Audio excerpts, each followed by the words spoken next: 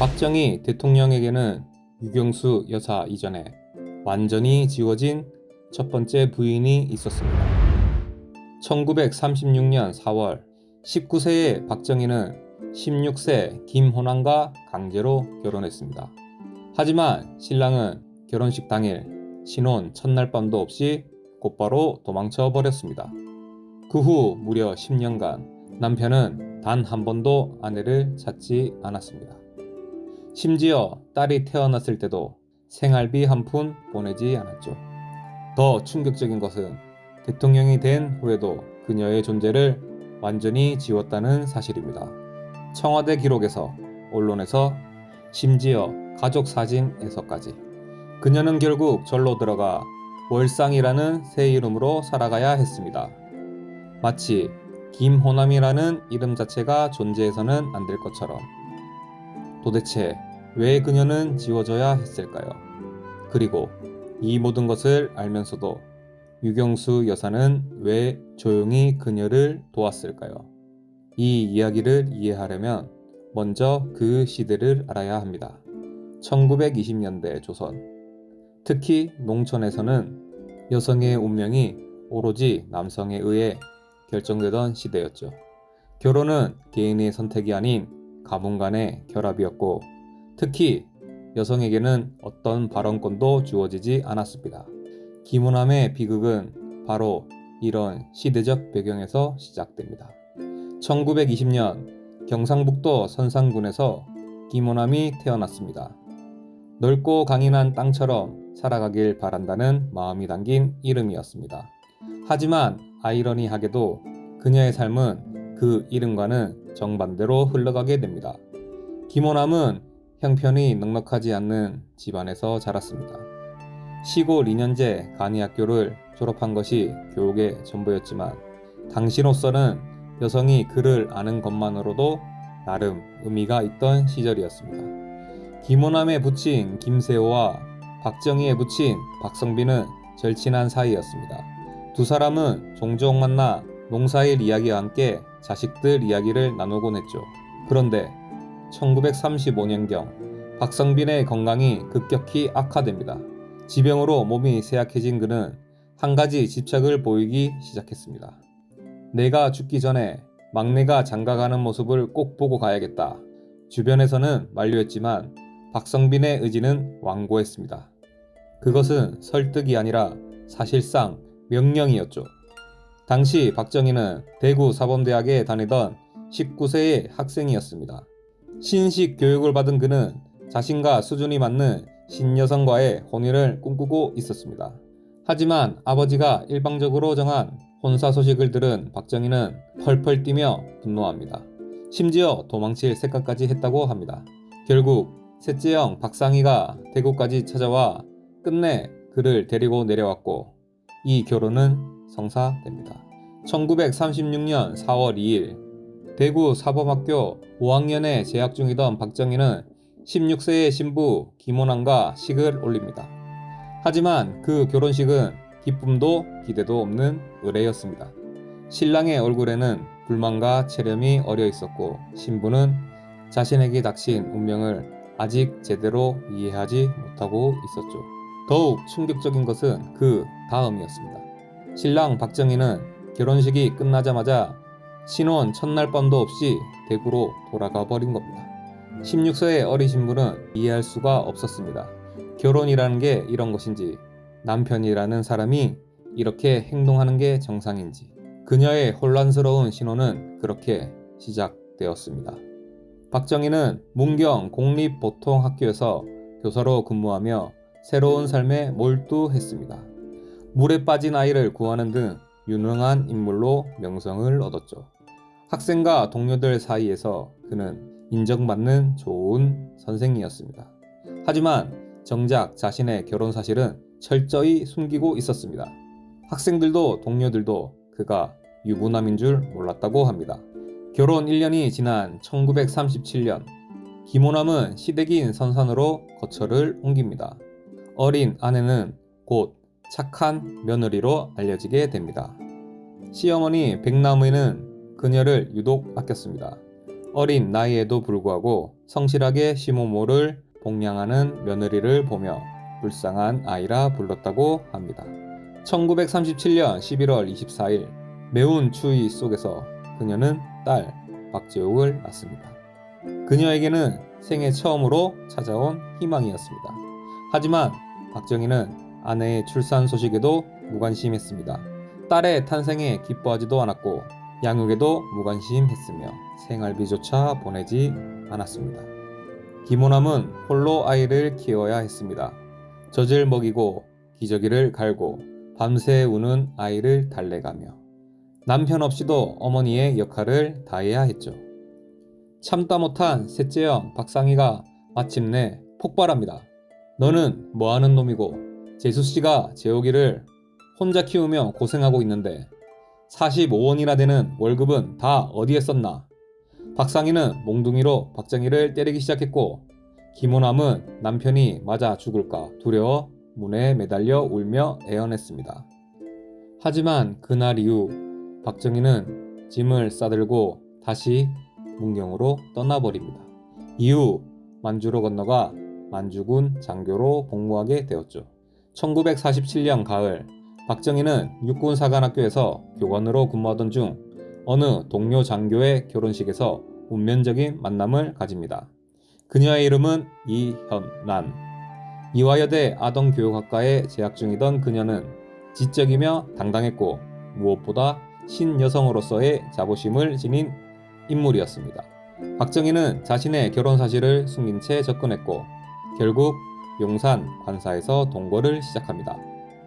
그것은 박정희가 새로운 삶을 꿈꾸기 시작한 순간이었습니다. 그 무렵 김호남은 서울 소식을 접하게 됩니다. 남편이 다른 여인과 동거를 한다는 소식. 그것은 단순한 배신이 아니라 자신이 평생을 걸고 지켜온 가족이라는 이름마저 철저히 부정당한 사건이었습니다.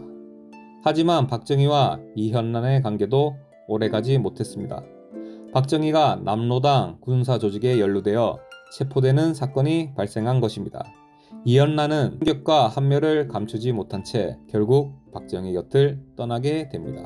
1950년 한국전쟁이 발발합니다. 박정희는 부산에서 세 번째 운명의 여인을 만납니다.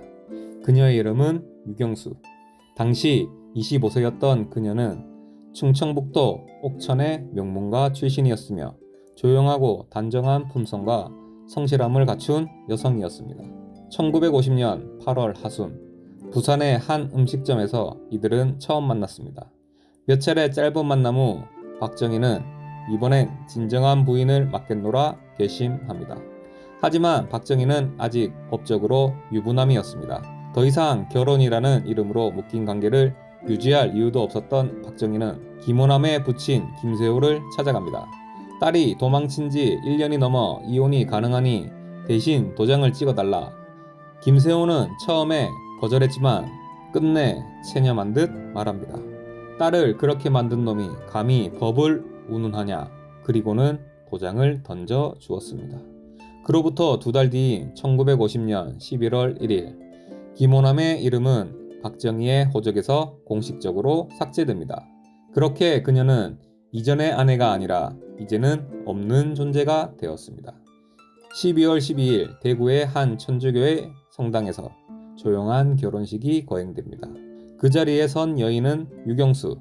비록 그녀와 그녀의 어머니는 박정희가 이혼남인 걸 알고 있었지만 결혼을 감행합니다. 그러나 그 결혼을 누구보다 강하게 반대한 이는 유경수의 아버지 유종관이었습니다. 그는 그날 이후에도 그리고 박정희가 대통령이 된 이후에도 끝까지 사이를 인정하지 않았다고 전해집니다.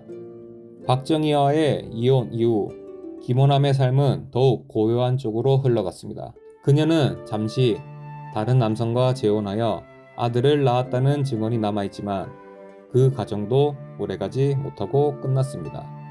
결국 그녀는 세속을 등지고 자신만의 길을 택하게 됩니다. 그녀가 향한 곳은 사찰이었습니다. 경상남도 합천의 연호사, 광주 상무대 인근의 무각사 등 여러 사찰을 전전하며 공양주로 봉사했습니다. 그녀는 스스로의 불명을 월상, 즉 달의 형상을 지닌 이라 지었습니다. 달은 늘 조용히 떠있고 스스로 빛을 내지 않지만 누군가의 어둠을 비추는 존재. 김호남은 그렇게 말없이 세월을 견디며 자신의 삶을 달랬습니다. 하지만 조용한 절집 바깥에서는 그녀의 존재를 기억하는 이가 있었습니다. 놀랍게도 유경수 여사는 김호남의 존재를 알고 있었고 조용히 사찰에 찾아가 도움을 주었습니다. 그녀는 말 한마디 없이 절에 생활용품을 두고 갔고 필요한 물건들을 챙겨 주었습니다. 그것은 인사도 질문도 없이 그저 존재로 전한 위로였습니다. 김호남이 머물던 무각사가 박정희 정권 시절 지역의 대표 사찰로 성장한 것도 유경수의 이런 배려 덕분이었습니다. 유경수는 김호남을 경쟁자나 전 아내로 보지 않았습니다. 한 사람의 여성으로서 지어진 삶을 품었던 것입니다. 그 조용한 연대는 말이 없었고 보도되지도 않았지만 그 무엇보다 인간적인 배려였습니다. 김호남의 딸 박재옥은 부모가 살아있음에도 친척집을 전전하는 삶을 살아야 했습니다. 어린 시절 사촌집에 얹혀 살았고 고등학생 시절에는 김종필 부부의 신혼집에서 머물며 동덕여고를 다녔습니다. 그러던 어느 날 유경수 여사가 그녀를 데려가기 위해 찾아옵니다. 박재옥은 매를 맞더라도 아버지와 함께 살겠다며 따라 나섭니다. 유경수는 박재옥을 세심하게 챙겼습니다. 미혼의 장교가 집에 들르면 고등학교까지 졸업한 괜찮은 아가씨라며 소개해 주기도 했죠. 1958년 박재옥은 박정희의 전속 부관 한병기와 결혼합니다. 하지만 김호남은 멀리서 조용히 딸의 앞날을 지켜보아야 했습니다. 박정희가 청와대에 입성한 후에도 박재옥은 공식적으로 인정받지 못했습니다. 청와대에서 대통령의 딸로 공표되지 않았고 사람들은 그녀를 유경수의 친척으로 착각하곤 했습니다. 박재옥은 평생을 조신하게 살았고 2020년 82세의 나이로 세상을 떠났습니다. 그 죽음마저 대형 사건들에 묻혀 조용히 지나갔죠. 박근혜 전 대통령은 조문하지 않았고 이복 남동생 박지만만이 가족들과 함께 빈소를 지켰습니다. 김호남은 1991년 뇌출혈로 조용히 세상을 떠났습니다. 그동안 세상과는 거리를 둔 채 살았기에 언론의 주목도 받지 않았고 단 한 줄의 기사도 나오지 않았습니다. 김호남, 그녀는 대통령의 첫 번째 부인이었지만 단 한 번도 대통령의 부인으로 불린 적이 없었습니다. 김호남의 이야기는 단순한 개인사가 아니라 공적인 권력과 사적인 감정 사이에서 희생된 여성의 초상이기도 합니다. 그녀는 지워졌지만 사라지지 않았습니다. 말하지 않았지만 그 침묵 자체가 삶의 증언이었습니다. 우리가 김호남이라는 이름을 다시 부르는 것은 단지 잊힌 사람을 되살리기 위함이 아닙니다. 권력의 이면에 가려진 인간의 서사, 그 속에 담긴 시대의 진실을 마주하기 위함입니다. 지워졌지만 지워지지 않은 이름, 잊혀졌지만 잊지 말아야 할 이름. 김호남이라는 세 글자를 통해 우리는 역사 속 여성들의 목소리와 아픔을 되새겨야 할 것입니다. 오늘 내용이 의미 있으셨다면 구독과 좋아요를 눌러주세요.